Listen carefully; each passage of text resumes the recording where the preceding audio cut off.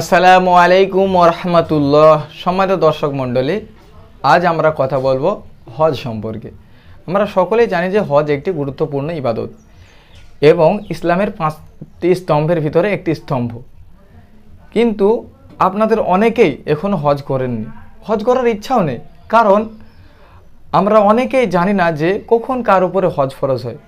আল্লাহ সুবহানাহু ওয়া তাআলা সূরা আলী ইমরানের 97 নম্বর আয়াতে বলেন, যাদের আল্লাহর ঘর অর্থাৎ বাইতুল্লাহ পর্যন্ত পৌঁছানোর সামর্থ্য আছে তাদের উপরে হজ ফরজ। তাহলে আপনার আমার যদি এই পরিমাণ সম্পদ থাকে যে আমি পরিবারের খরচ মেটানোর পরে মক্কায় গিয়ে ঘুরে আসতে পারবো, তাহলে আপনারও আমার উপরে হজ ফরজ। হজ হচ্ছে একটি ফরজ ইবাদত। হজ ফরজ হওয়ার পরেও যদি না করা হয় তাহলে সেটা কাবিরা গুনার অন্তর্ভুক্ত হয়ে যাবে। তো ইনশাআল্লাহ কার কতটুকু সম্পদ আছে আমরা নিজেরাই খুব ভালোভাবে জানি।